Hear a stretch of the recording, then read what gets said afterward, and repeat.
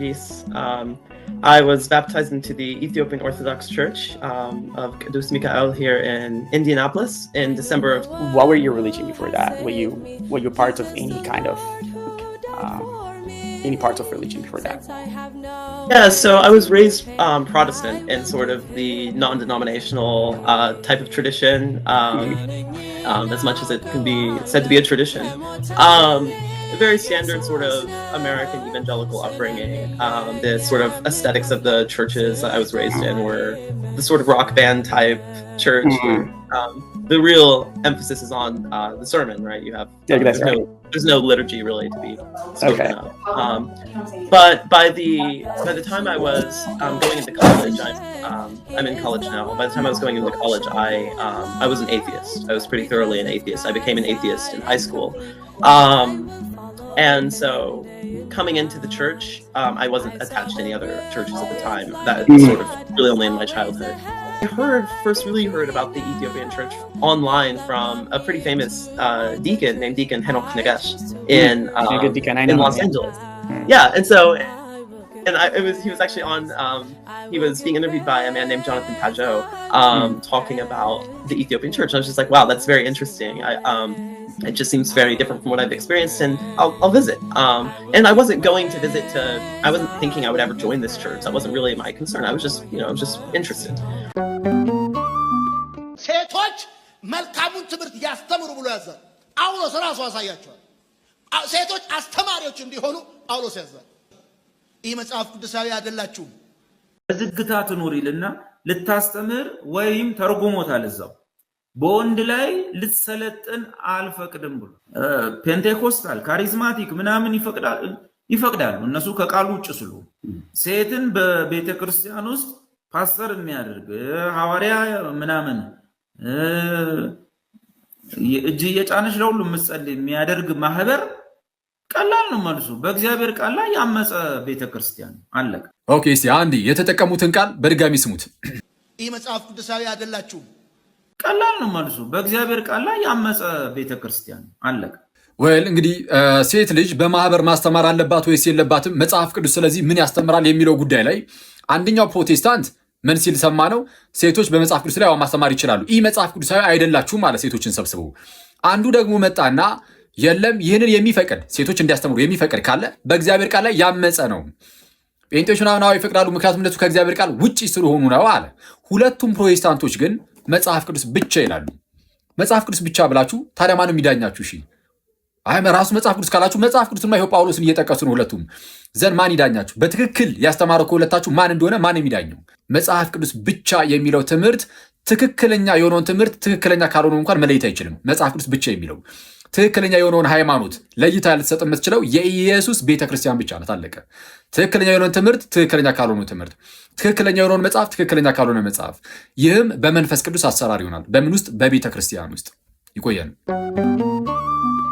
በሌሎች ቤተ እምነቶች ሃይማኖት ላይ የጥላቻ ንግግርን ወይም ክብረነክ የሆኑ ንግግሮችን መናገርም ሆነ መጻፍ በሕግ ያስጠይቃል። ስለሆነ እባካችሁ እዚህ ኮሜንት ላይ የገባችሁ በኢትዮጵያ ኦርቶዶክስ ተዋሕዶ ቤተክርስቲያን ልጅነታቸው ለሚኮሩ የሕግ ባለሙያዎች እንዲደርሳቸው ሜንሽን እንድታደርጓቸው ይሁን።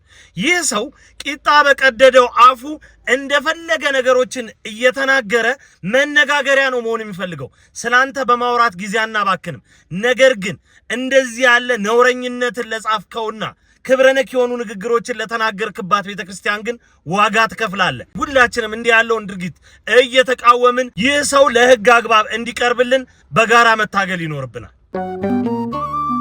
ብዙዎቻችሁ የምታውቁት ይህ ከኋላ የምትመለከቱት እንዳልካቸው ዘነበ ከኦርቶዶክስ እምነት ተከታይ ምዕመናን ጋርም እሰጥ አገባ ውስጥ መግባቱን በዚህ ሰዓት የወጣው መረጃ አሳይቷል። እንዳልካቸው ዘነበ ብዙዎችን ያስቆጣ መልእክትን በፌስቡክ ገጹ መጻፉን ተከትሎ ብዙዎች ተቃውሟቸውን እያሰሙ ይገኛሉ። እንዳልካቸው ዘነበ እንዲህ ብሏል። ውድ ኦርቶዶክሳውያን እህት ወንድሞቼ በጌታ ፍቅር ወዳችኋለሁ። እኔ ፖስት ባደረኩኝ ቁጥር እየመጣችሁ መሳደብ ግዴታ አይደለም እኮ በእውነትም ኩነኔ ውስጥ አትግቡ በመታመልኩት ፍጡር ይዣቸዋለሁ ማለትም እንዳልካቸው ዘነበ መጻፉን ተከትሎ ብዙዎች ተቃውሟቸውን እያሰሙ ይገኛሉ። ዋናው ታዲያ የተቃወሙበት ምክንያትም በመታመልኩት ፍጡር ይዣቸዋለሁ የምትለዋ ሐረግ መሆኗንም ተመልክቻለሁ። በዚህ ጉዳይ ላይ አስተያየታችሁን ስጡ። መልካም ቀን። ጊዜ ሲቀያየር እየጠበቁ ከርሳቸውንና ኪሳቸውን ለመሙላት ሲሉ ታላቋን ቤተክርስቲያን ከሚያዋርዱ ከሚሳደቡ ሰዎች ጋር እዚህ ጋር ፎቶአቸውን እየለጠፈን እንዴት እንደዚህ ትለናለህ እንዴት እንደዚህ ትናገራለህ የምንልበት ምንም አይነት ለሰከንድ እንኳን ጊዜ የለንም። እኔ በበኩሌ ለእንደዚህ አይነቱ በረታፍ ጊዜ የለኝም። ግለሰብ ሲሳደብ ለግለሰብ ነው መልስ መመለስ የምትችለው እንጂ ታላቋን የኢትዮጵያ ኦርቶዶክስ ተዋህዶ ቤተክርስቲያን የመሳደብ ምንም አይነት ሞራልም ሆነ ስብዕና የለህም። በኢትዮጵያ ኦርቶዶክስ ተዋህዶ ቤተክርስቲያን ስር የሚሰሩ የህግ አካላት አሉ። ስለዚህ ይህ ግለሰብ ለህግ እንዲቀርብልን እንፈልጋለን። እባካችሁ ወንድሞቻችን በዚህ ሰው ላይ ክስ መስረታችሁ የሆነ ነገር አድርጋችሁ እንድታሳዩን እንፈልጋለን። ቤተክርስቲያንን መሳደብ አትችልም። ግለሰብ ነው የሰደበህ ለግለሰብ መልስ። በተረፈ ጊዜ ነው ብለህ ይሄ ቂጣ የቀደደው አፍን እንደፈለክ ቤተክርስቲያናችን ላይ መክፈት አትችልም። ይህንን ቪዲዮ ሼር እና ኮፒ ሊንክ እያደረጋችሁ ለሚመለከተው አካል እንዲደርስ አድርጉልኝ። ዳጉላው ነኝ። ይህንን ቪዲዮ ኦርቶዶክሳውያን የሆናችሁ በሃይማኖት መቻቻል የምታምኑ የሌሎች እምነት ተከታዮችና እንዳልካቸው ዘነበን በግል የምትወዱት ሁላችሁም ይሄንን ቪዲዮ ሼር፣ ኮፒ ሊንክ፣ ሪፖስት እንድታደርጉ ጠይቃለሁ። እንዳልካቸውን የምትወዱት ያልኩበት ዋና ምክንያት ይህ ግለሰብ የህግ ስርዓትን ባልተከተለ መልኩ የደቦ ፍርድ እንዳይሰጥበት ስጋት ስላደረብኝ ነው። ከሚወራው ነገር አንፃር ግለሰቡ ለተደጋጋሚ ጊዜ ሃይማኖትን መሰረት ያደረገ የጥላቻ ንግግር ሲያደርግ ዝም ተብሎ እየታየ ይገኛል። ታዲያ ሰዎች በፍትህ ስርዓት ላይ ተስፋ ቆርጡበትና እምነት በሚያጡበት ጊዜ በራሳቸው እጅ ፍርድ የመስጠት ልማድ ይታያል። ይህ ደቦ ፍርድ ይባላል። የደቦ ፍርድ እንዳይሰጥበትና በህግ አግባብ በፖሊስ ቁጥጥር ስር ውሎ ግለሰቡ የወንጀል ምርመራ ሊጀመርበትና ለህግ ሊቀርብ ይገባል። አመሰግናለሁ። This is part 2 of our dive into the Ethiopian Bible. Now this time we're going to cover Enoch. On this book, I had no idea it was going to get 65,000 pages. Where can you find a copy of the Ethiopian Bible? Let me show you. Very unique because it's got all 88 books in it. This kind of text, may be rare somewhere. The Ethiopian Coptic text is much older. From my understanding, it's 850 years older. Surprise! The coming of the Muslims was prophesied because the children of Israel refused to keep the commandment of God. I will read it to you now in the Bible. I know this will be a bitter truth for the Christians. I have an Ethiopian Bible, but I wanted to grab another one to see if it was any different. Something inside of me is telling me to stack Bibles for some reason down the road. These are the stories inside the Bible, as you can see.